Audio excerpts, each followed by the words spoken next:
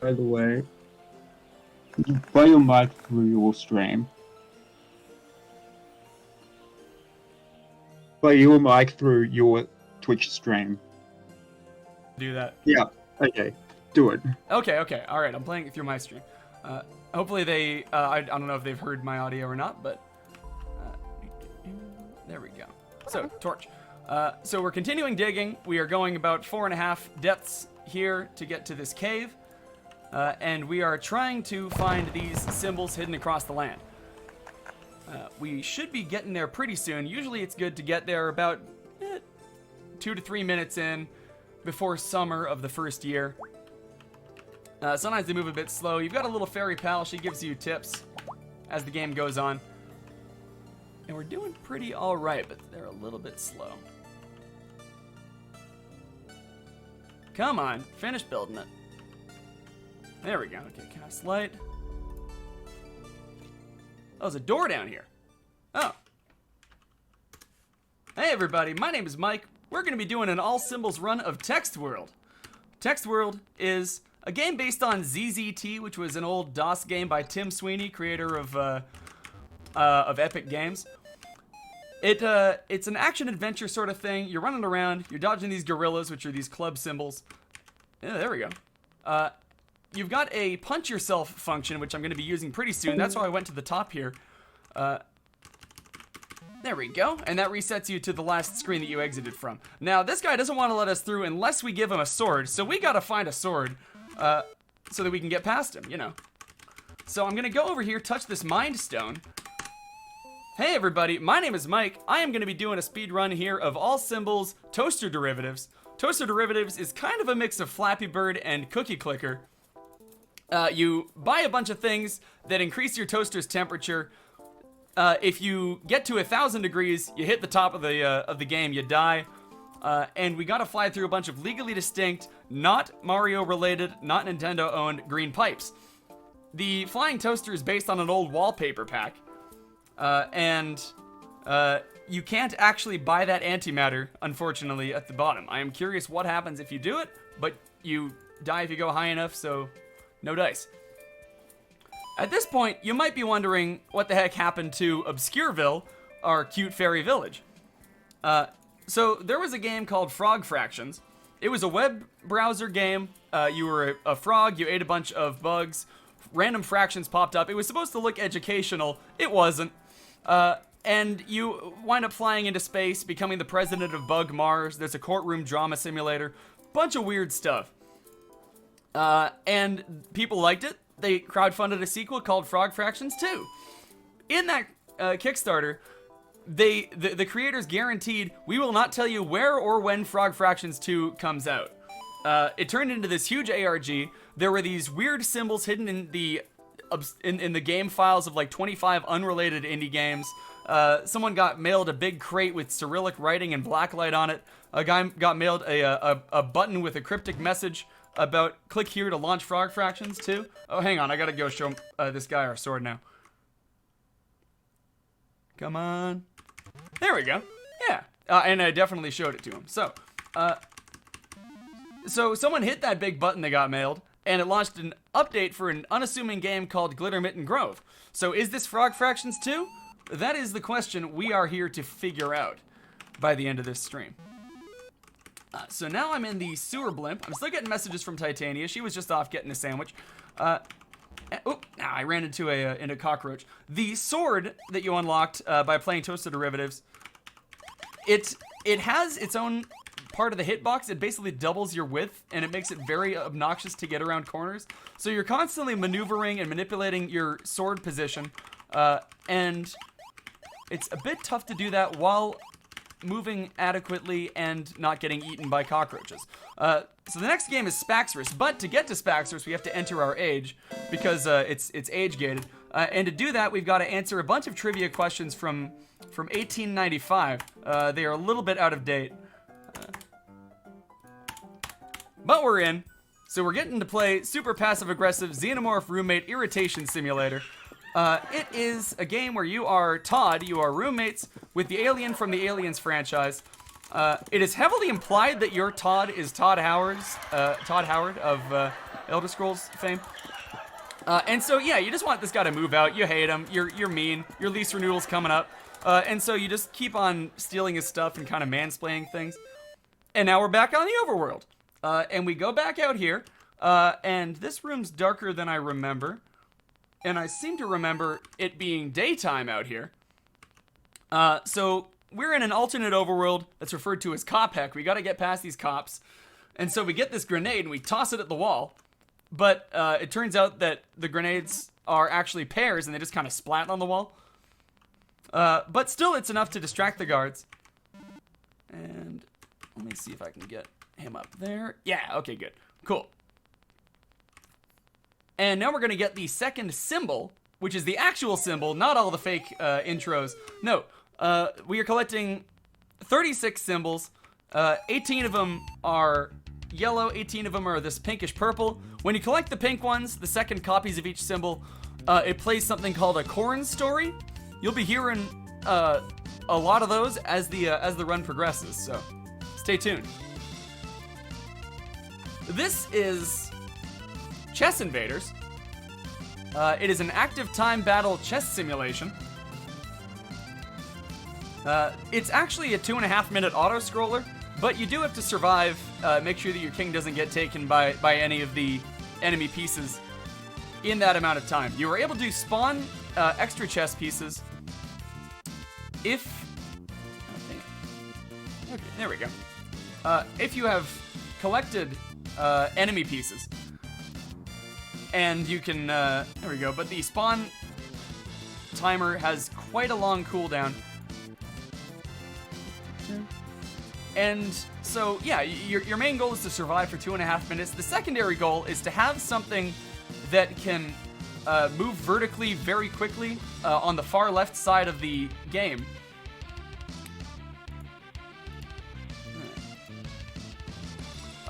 And by doing that, you'll be able to collect this item that's going to show up shortly after the enemy team has a rook spawn. It's not really worth it to increase the amount of each piece that you can put down. If you promote a pawn, if you get it to the far side, then you can put down one more of whatever type of piece you select. That's what those pluses are. But we don't actually get any of the ones that we care about until... until way later. Until after the main part of the game is done and we've unlocked the item. You can go back and replay these games for longer periods of time. You can do a bonus round of Spaxorus if you wanted to, or just see what your high score is at Toaster Derivatives. But for now, we are trying to go fast. We are trying to get all the symbols.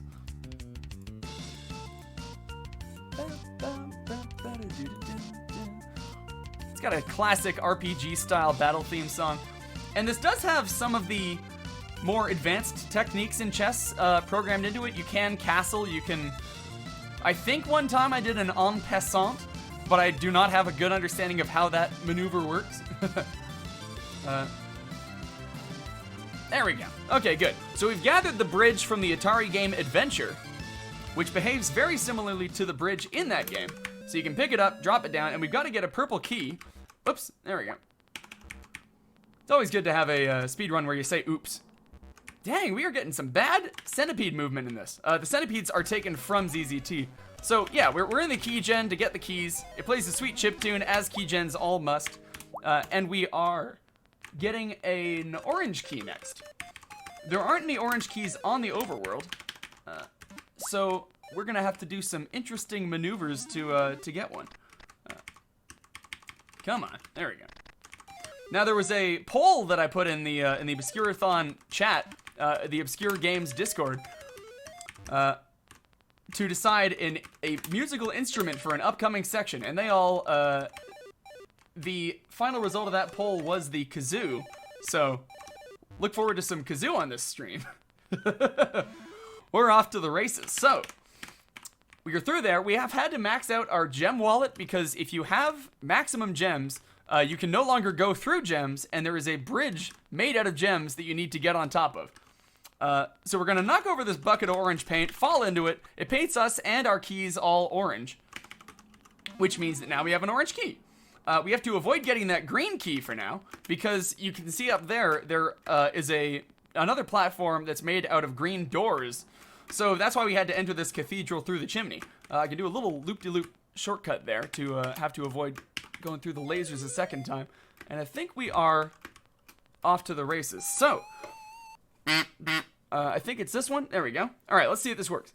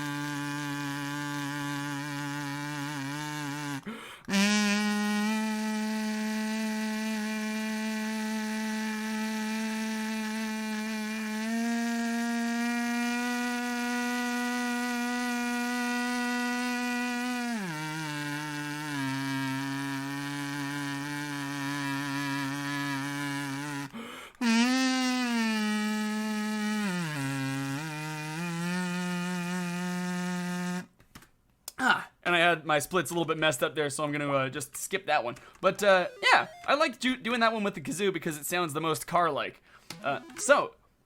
Now we are resetting again here. Hang on, there we go. Okay, I had to deal with something with live split. So we are back on track. We are getting our way to the next minigame so that we can unlock a clock item, which is required for unlocking some of these symbols. We've yet to hear any corn stories. We have yet to collect a second copy of any symbol, but they are coming up. So we're dodging some more gorillas. And we are making our way to Loma Manager. Okay, good. So at the start of Loma Manager, I always type Absa Majata, which is sort of the shorthand. You have to assign all of these different positions, and each of the players you can assign are assigned their own letter. This is basically another... There's a lot of RNG. It's a bit of an auto-scroller as well. The main thing you gotta look out for, let's see, A, B, C, so it's C, is that if one of your characters drops out, so if the internet cuts out for them, like in this little lore they've got dropping out here, or if they accidentally quit out of the game or something, then you have to quickly reassign something so that your team is full again. So that's the only way you can really manipulate this game to be any faster. I've tried different combinations of skill and level and energy, and it does not affect the actual speed of the outcome of the game that well. And you don't need to win this game. You need to just complete a round as quickly as you can. So Loma Manager Loma is short for Lord Management, which is an old alternate term for a MOBA game. So Dota, League of Legends, things like that. And so you're managing a team that are playing one of that type of game. So I guess A is the next best one. When you're swapping out the characters, it's best to just go with the lowest skill level. So TA, there we go. Next one would be B.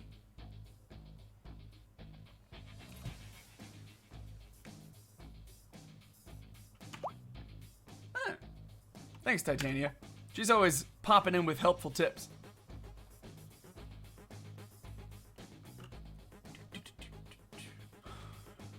I have won this a couple of times. Again, it's pretty much random. It takes anywhere from 2 to 3 minutes, and your characters can disconnect anywhere from 0 to I've seen 4 times before. I am curious if with just the most cursed RNG you would be able to lose your entire team, but maybe they've coded it to avoid that. When we beat the minigames, you can pause and you can hit return to text world after the game is completed, usually to save a little bit of time. Hopefully no one else will die. There we go. Good. So now we're in Bomb Heck, where bombs are randomly spawning, and we gotta get the heck out of here. And they are blocking the water maze. There we go. Good. All right. Earlier I collected something called the autocorrect skates. Those mean that if you run into a corner, you can keep holding the same direction and it'll try and rotate you. It makes for much faster cornering. Really, that's some bad luck. Much faster cornering, but it is also a little bit slippery and hard to control sometimes. For instance, there. Needing quick cash to pay for a 6 new tattoo, Corn PHP ninja Todd Redboggle formed a crack team to rob the Belvedere, Maryland municipal water treatment plant. The team wore baklava on their heads because Todd had read a WikiHow article distorting it as the most effective way to hide your face. In 2007, Korn lead singer Gary Glitter shared an uncomfortable elevator ride with a fan who kept making pointed eye contact Oh good, I didn't and die. reciting ooh ah ah ah ah. Days later, the fan realized. So yeah, those are some examples of the first parts of Korn stories. We wind up interrupting a lot of them because of, because we got to collect all of them, so they get overwritten a little bit. Marketing inertia only allowed him to change a single letter. But they're generally pretty entertaining. Ah. He ended up diversifying with a different name in each region. Corn, in American Samoa, performed most poorly. Corn Paps performed best due to the high density of obstetricians in the Czech Republic. So now we're in Shaving Story, where we see important moments in America's first beard. This is supposed to be Barack Obama. And this game is, it looks like, oh man, you gotta do a good job shaving him within this amount of time. No, it's basically like just kind of make the player look like an idiot simulator for 4.5 to 5 minutes. All you can do to speed it up is just mash really well, really quickly between the segments. Your performance does not impact anything. Once this game is done, it's supposed to unlock a sort of clock item that has an alarm system going off, where, I gotta splash that off, there we go. And if the alarm goes off, then it resets you to the starting room. The last few times I've tried this, I've exited it in a way that it hasn't done that, and it isn't really that impactful because we routed it out in such a way that you don't need to worry about that anyway. But yeah, since this is an auto-scroller, I figure it's been a couple of weeks since I've shaved, so. Tie that back.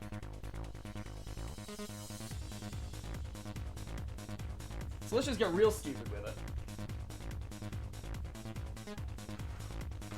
Do another little part of the speedrun here.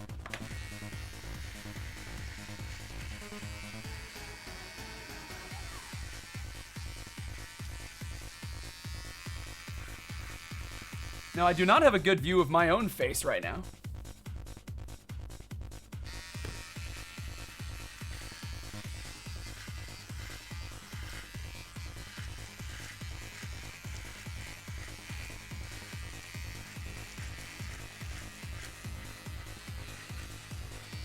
So I'm probably gonna have to touch this up quite a bit later. Also, I just craned my neck in a really weird way.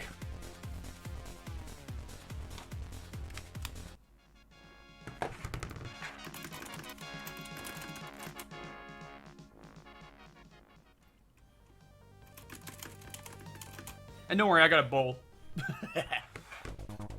I'm not, There's a bomb on the presidential tour bus! Oh, they forgot to set the alarm. It's not gonna go off. Okay, we're good. What do I usually set this to? 3, 2?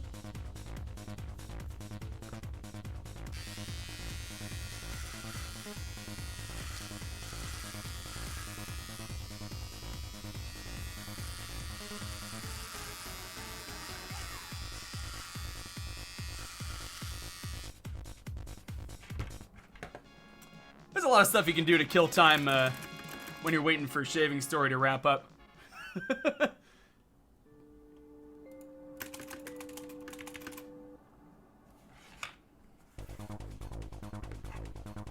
Does this look even? I can't actually, like, my webcam's over there, so I can't see the capture on that side.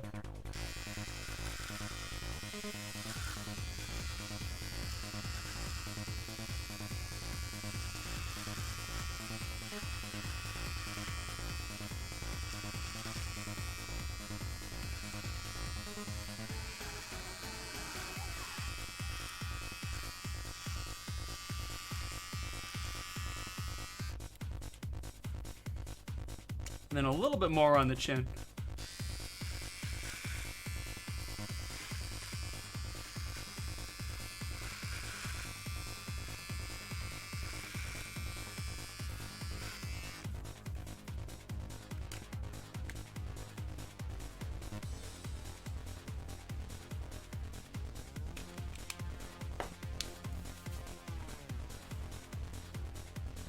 Probably not great, but it's a little bit cleaner than before.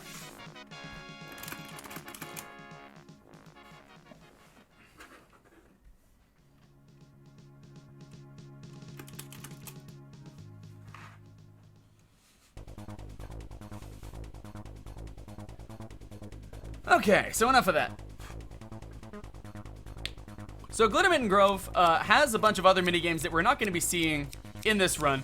I've recently finished the first run of an all minigames route, and this game was out for like 6 years with nobody speedrunning it. You know, that's what the Obscure Games Club's all about, I suppose, is bringing awareness to games that other people are not speedrunning or might not be thinking of.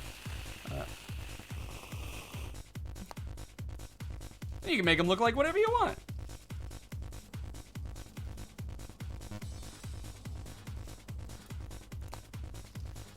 There you go. Amish Obama.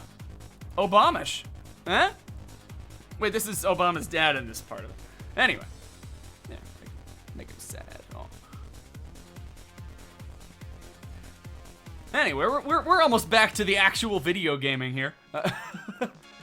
Thanks for bearing with that. Okay, so let's see. Return to text world. Okay, so we gotta get all our stuff, and we are finally getting near the end to the point where we are going to be using these symbols. They actually have a purpose. That is the frog. There is a frog room, that little O with the umlaut there, and our general goal in this game is to befriend that frog. So to do that, we have to speak in the frog's language, which each of these symbols we've been collecting represent a different word or concept in that language. All 4 members of Corn turned 35 in the early 2000s, and all 4 decided to run for president in the 2004 election cycle. They were disqualified when they guested together on the Rush Hour Brodeo and renounced their U.S. citizenship to declare fealty to New Metal Planet 1013 FM as a publicity stunt. And so, if the alarm clock were going off, we would be setting, so we set our time to, from PM to AM. It starts off at about 11 AM, maybe 11:30, I think. In 1992, Corn veteran and so what we do is, we change that to AM, and this next game unlocks at 12:30. So we have a certain amount of time to get to it, which is Facts vs. New Game Plus, where we are now roommates with Dave, the Slender Man. And so we're just kind of going around drizzling ketchup on all this stuff, doing a bunch of annoying things with his guitar in his bed.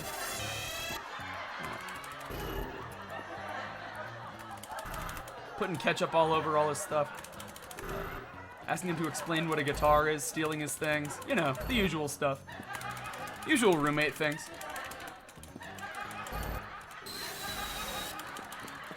Now this one, if you exit the minigame too quickly, and he's teleporting around, then the teleport effect will remain. Okay, good. Whew. And you do not want that to happen. It makes the game basically unplayable. But now, we are in the final cleanup, getting all the remaining symbols. And I think we're doing pretty good. Corn saxophonist oral fixation. The members of Korn all have fun names. Ariel Helvetica. There's someone named... Of Korn's single, Jungle Bells, Rolling Stone reviewer Sergio Van Lukenstein thought especially highly of the Let's set the B-side, time here. Falling Water, writing that including an entire house with the album is of great pragmatic as well as artistic value to the listener. Opinions soon turned on Korn come the new fiscal year, when all their fans were hit with severe property taxes. So, yeah, this game had nobody running it. I sat on it for like 4 years, and finally decided to route it out. And routing it out was a pretty fun endeavor because it's got, it's got that punch yourself mechanic. It's got a bunch of save and quit strats. It's got this time machine, and so you got to figure out the optimal route for all that stuff. After Plitt's arrest, Korn CEO Sylvia Plath. There we go. In 1952, And physical therapist at some point, I might wind up trying to actually do the 100% route, but that one involves you creating and uploading a very specifically configured Mass Effect 2 save file to the game. It is just a game full of absolute nonsense. You can really though, I'm getting gorilla massacred here. He hired a private detective. Okay. Right before turning 40, Korn sous chef Elsinore Barrier Reef petitioned Congress to raise. Receiving a pallet of boxes from Coca-Cola Corporation, Korn argued over what to call it. Okay, good. Yeah, the symbols are looking good. You're supposed to have 2 remaining here. Well, technically 3. You'll see the third one soon. And now we are chatting with a frog. So we throw him a pear. We tell him, okay, push the blue box. Get the blue key. No, come on, push the blue crate. Oh, I thought I threw him a. I didn't throw him the pear. Jeez. Okay, all right. Sorry, he's got a bunch of rotten pears. He wanted to have them for dinner, but his all rotted out, I guess. So now we tell him, okay, push the red crate, and then a gorilla's gonna show up, and we tell him, give the gorilla some fruit. There we go. Now we gotta go ransack this office for a hot second. You gotta knock over both these plants. The second one you knock over will always be the one with the symbol. And while the gorilla is going away, we can tell him, okay, push the red crate. He gets an angry phone call from his wife. She doesn't want to have pears for dinner. So we tell him, okay, she's a cat. She can eat their pet goldfish for dinner. This is all lore that you uncover through communicating with the frog, but we've sort of gone through all of the conversation threads. And he gives us the purple water symbol, and we're in the final gauntlet. So time's going to be coming up in a couple of minutes here, maybe less. Master Sergeant John Jacob Christmas. And this isn't a collection of other alternate overworlds. This screen has gravity, so we took a bit of a shortcut down there. And the final symbol is in this room full of gorillas. One of them is secretly not a gorilla. There it is. Sneaking into a neighboring farm, corn gaffer Bjorn Bloomingdale misread the no trespassing sign as no traipsing, and assumed that as long as he walked solemnly and deliberately, the guard dogs wouldn't attack. At the hospital, doctors reassured him that a dog's mouth is cleaner than a human. Not believing it, Bjorn convinced corn boom operator Ox Traceroot to bite his other leg to test the hypothesis. For some reason, Ox Traceroot is the one that makes me the most entertained of these names. So, this is a collection of other alternate overworlds you'd see throughout the game, usually. This snake heck you unlock by beating another minigame that we didn't get to. and you'll see Kopek coming up again pretty soon. And yeah, that's, you know, it's coming up. We're getting near the end of Glittermitten Grove, where we will finally see Time, our beloved Indieville. Probably should have called, you know, queued up for the time a little bit quicker, but there's your answer. Technically, it's Frog Fractions 3. Frog Fractions 2 is considered to be the ARG that sparked this game, and this game is considered a part of that ARG, so it's a weird nested naming scheme. But yeah, shouts out to Twinbeard and Mostly Tigerproof for making this just chaotic mess, and thanks for to Obscur-a-thon for hosting this chaotic mess. Thanks for tuning in. Enjoy the rest of the marathon. It's gonna be an absolute blast. I love seeing games like this get highlighted.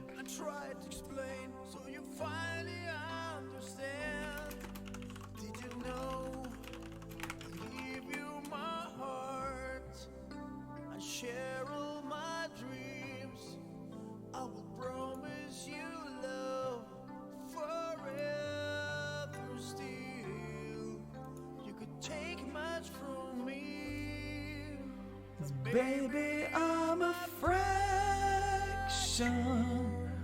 when always incomplete, like a single pizza slice. Baby, I'm a fraction.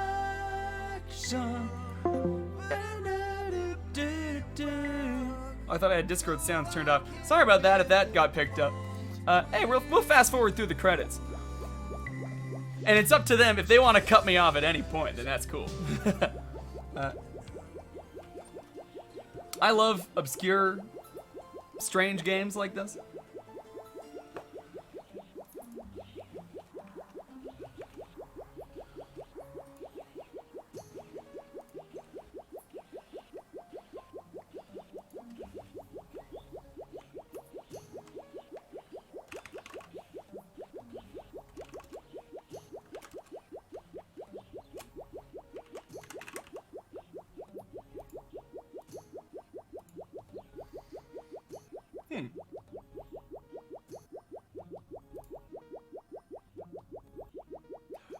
Don't adjust your monitor. This is the frame rate, and this is the bit rate.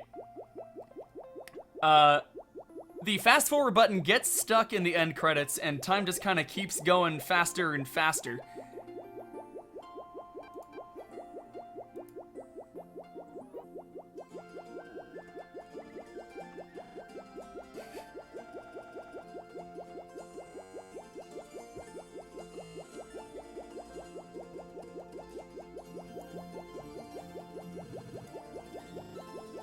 So, you know, the fairies probably have jetpacks and stuff by now.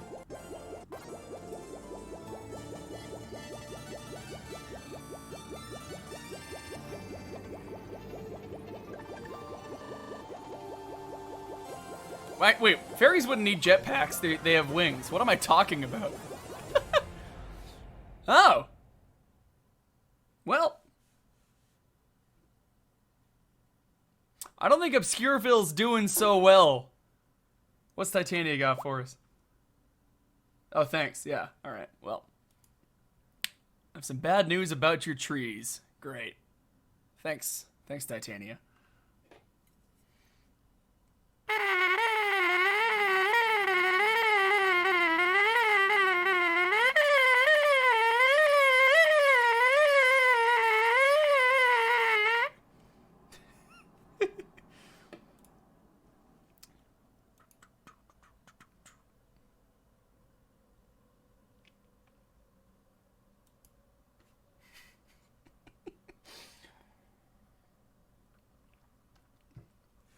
I'm just sitting around now.